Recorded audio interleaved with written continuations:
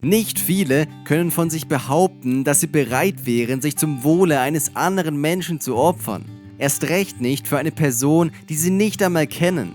Doch in der heutigen Geschichte geht es um Wildtiere, die genau das getan haben. Dennis wurde in Sibirien in eine Familie von Eisenbahnarbeitern hineingeboren. In dem Dorf, in dem er lebte, war die Eisenbahn auch so ziemlich die einzige Möglichkeit, einen sicheren und gut bezahlten Job auszuüben. Folglich arbeitete auch fast die gesamte männliche Bevölkerung dort. Als Dennis die Schule beendete, ging er in die Stadt. Dort machte er, wie zuvor sein Vater und auch sein Großvater, eine Ausbildung zum Lokführer. Doch das Leben in der Stadt gefiel ihm nicht und er vermisste schnell die Natur und die endlosen Wälder. Deshalb kehrte er nach seiner erfolgreichen Ausbildung wieder in sein Heimatdorf zurück, um dort zu arbeiten. Erst wurde er als zweiter Lokführer eingesetzt, um Erfahrung zu sammeln. Später fuhr er alleine Güterzüge, weshalb er in ganz Sibirien unterwegs war. Doch eines Tages passierte ihm etwas, woran er sich den Rest seines Lebens erinnern sollte. Es war ein schöner Wintertag, als er mit seinem Zug durch einen Wald fuhr und die Landschaft genoss. Alles war weiß von Schnee bedeckt und er bewunderte die Natur. Doch als er den Kopf hob, sah er plötzlich in etwa 2 Kilometer Entfernung einen dunklen Fleck auf den Gleisen, auf den er geradewegs zurollte. Es war zu weit weg, als dass man erkennen konnte, was sich genau auf den Schienen befand. Je näher der Lokführer an den besagten Punkt herankam, desto mehr konnte er auch erkennen, worum es sich wirklich handelte. Dort waren Tiere auf den Gleisen. Und als Dennis noch näher herankam, sah er, dass dort ein Wolfsrudel war. Komischerweise machten die Wölfe keine Anstalten, den Weg frei zu machen. Der Mann betätigte die Zugpfeife mehrere Male und das laute Geräusch donnerte durch den Wald. Aber die Wölfe blieben nach wie vor unbeeindruckt an Ort und Stelle. Dennis hatte nur ein paar Sekunden, um eine folgenschwere Entscheidung zu treffen. Sollte er eine Notbremsung durchführen oder würden die Tiere noch rechtzeitig das Gleisbett verlassen? Schließlich hörte der Lokführer auf sein Bauchgefühl und betätigte die Bremsen. Da er nur noch etwa 1 Kilometer von dem Wolfsrudel entfernt war, musste er eine Notbremsung durchführen.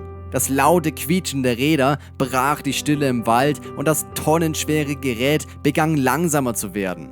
Alles, was nun zu tun war, war zu warten und gleichzeitig zu hoffen, dass der Güterzug rechtzeitig zum Stehen kommen würde.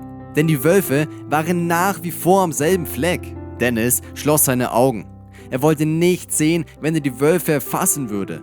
Doch kurz vor dem Wolfsrudel blieb der Zug glücklicherweise stehen. Als der Mann seine Augen wieder öffnete, sah er, dass die Wölfe in einem großen Kreis aufgestellt waren und den Zug anheulten. Es schien, als würden sie etwas verstecken. Als die Gefahr durch den Zug gebannt war, begannen sich die Wölfe zu verteilen. Was Dennis dann zu Gesicht bekam, konnte er nicht glauben. Ein Mann lag auf den Schienen und schaffte es nicht, sich aus eigener Kraft aufzustellen. Der Lokführer verließ natürlich nicht den Zug, denn die Wölfe standen immer noch dicht am Gleis. Dies schienen die Wölfe irgendwie realisiert zu haben, denn sie begannen sich langsam zurückzuziehen und verschwanden schließlich im Wald. Dennis wartete noch einige Zeit, um sicherzugehen, dass das Wolfsrudel auch wirklich nicht mehr da war.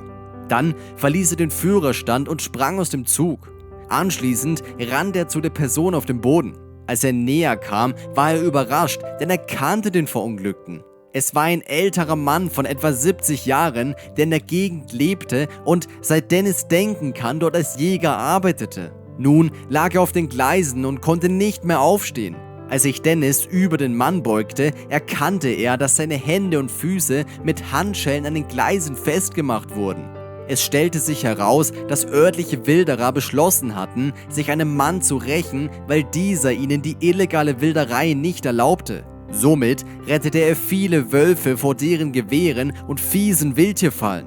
Die Wilderer hatten dem Mann oft gedroht und nun ihre Drohungen wahr werden lassen. Als der Jäger den herannahenden Zug anrollen hörte, hatte er bereits mit seinem Leben abgeschlossen. Doch dann passierte etwas Unglaubliches. Ein Wolfsrudel kam aus dem Wald und umzingelte ihn.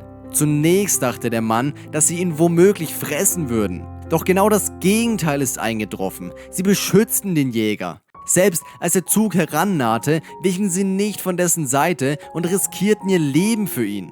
Ohne das große Rudel hätte der Lokführer die Gefahr niemals so frühzeitig erkannt und hätte den Zug nicht rechtzeitig stoppen können.